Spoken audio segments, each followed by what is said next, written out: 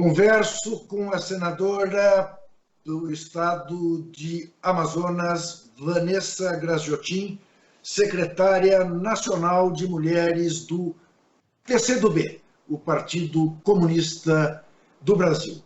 E para começar esse bloco, nós vamos ouvir o jornalista Jonatas Campos, do programa Central do Brasil, da TVT. Olá, Juca, é sempre um prazer participar do seu programa. Lembrando que a Central do Brasil volta ao ar em sua segunda temporada agora no final de janeiro, todos os dias, de segunda a sexta-feira, às 8 horas, na TVT. Senadora Vanessa, a minha solidariedade com todo o povo do estado do Amazonas, a partir da senhora que representou e representa tão bem o estado.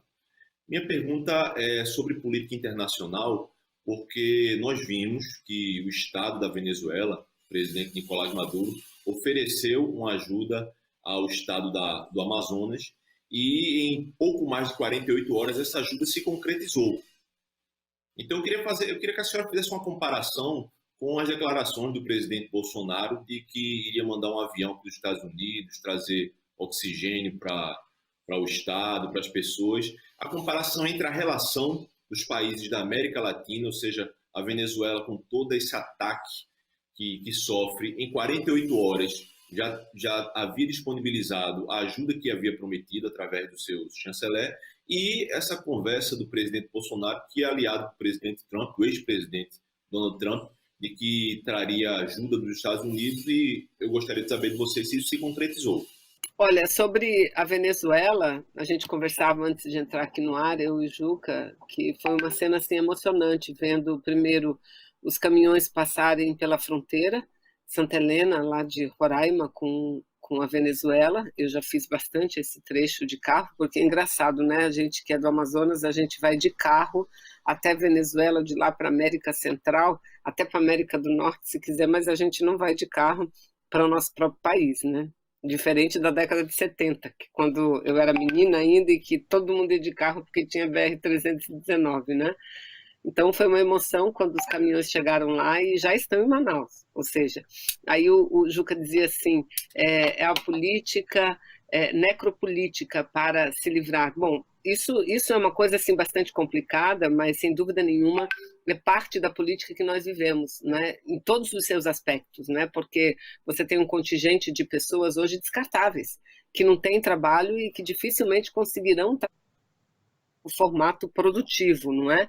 E na área da saúde tem gente que pensa assim também, só que foi tão devastador, está sendo tão devastador, que está levando, inclusive, pessoas de alto poder aquisitivo, né? Está levando, porque hoje a falta do oxigênio em Manaus não atinge só os hospitais públicos, atinge os hospitais privados também, não é? Então, todos aquelas que sempre jogaram pedras na Venezuela, e eu lembro Requião e Lindbergh indo à Venezuela, né? A gente teve um grupo lá de parlamentares, senadores que foram para meter o pau, para dar asas à oposição lá do governo do Maduro, naquelas várias tentativas de golpes, né? Que a Venezuela sofreu, o governo da Venezuela sofreu desde Hugo Chávez. Aí a gente disse, não, isso não pode ficar assim, vamos lá também, vamos ver a nossa parte. E o que a gente viu lá? Muito sofrimento, muita falta de insumos, por quê? Por conta de um boicote econômico. Não é porque não tem um povo que não queira trabalhar, não, porque um boicote como os Cuba sofre até hoje, há décadas, mas sobrevivem. Então eu fico pensando, o que se passa pela cabeça das pessoas, né? Recebeu o oxigênio da Venezuela. O Bolsonaro já disse, não foi a Venezuela que mandou, não, foi o Arte Martins. Se a Venezuela não quisesse, os caminhões não saíam. Então foi a Venezuela, sim. Foi o governo da Venezuela, sim, que mandou ajuda para nós aqui, não é? Então, penso assim, porque muita gente lá do meu estado, da minha região principalmente, pensa em Venezuela, sabe no quê, Juca? Não pensa nas pessoas, não, pensa em Margarita, onde eles iam passar as férias. Era o balneário, porque ia de carro, né? Aquela praia de Margarita, tudo muito mais barato, e hoje eles ficam meio assim de ir até lá. Mas, enfim, é um nível de solidariedade que eu comparo Eu comparo, sabe a quê? Ao que eu falava do povo de Manaus. É um povo pobre, humilde, que ajuda. É a mesma coisa que está acontecendo com a Venezuela. Eu não vejo a hora de chegar às conclusões ou ver o avanço das vacinas que estão sendo produzidas em Cuba. Agora tem a Soberana 2 também, tem a Soberana 1 e a Soberana 2. Não é?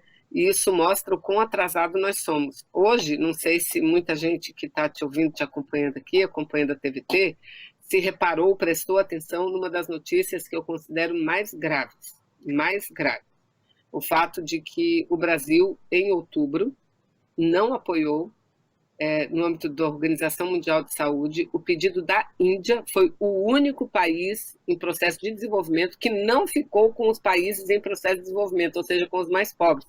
Se aliou aos Estados Unidos, à União Europeia e ao Japão, para dizer não à quebra da patente da vacina. Se tivessem aprovado a quebra da patente da vacina naquela época, Ju, o mundo inteiro hoje teria vacina para todo mundo. Você tem ideia do que é isso? Nós estamos com 6 milhões que foram distribuídos, 4 milhões e 800 para serem liberadas pela Anvisa, que já estão no estoque do Butantan, não é? E os tal 2 milhões que o Bolsonaro diz que vai vir e parece que não virá, da Oxford, lá da Índia, né? Então, se a gente somar 6 com 4, 4,800, com mais 2... 6 com 4, 10,800, com mais 2, 2,800, não dá para vacinar as duas etapas, as duas doses, sequer nos profissionais de saúde. E quando isso acabar? Olha a revolta que vai ser do povo quando isso acabar. Eu sei, porque eu estou acompanhando os idosos, os estados, os municípios estão abrindo para as pessoas se inscreverem, né? Vai ser olha, imagina, acaba a vacina, a pandemia está alastrando, porque eu respeito muito o Dr. Nicoleles, eu respeito muito os pesquisadores, todos eles, e eu ouço a mesma coisa de todos eles. Se não houver medidas mais rígidas, o Brasil e as cidades brasileiras poderão se transformar numa Manaus. Poderão se transformar. Por quê? Por conta de uma reinfecção, por conta de uma nova cepa, uma mutação, que também não é conversa fiada. Tudo está sob estudo, mas isso já é colocado, inclusive, em Manaus, que atinge jovens que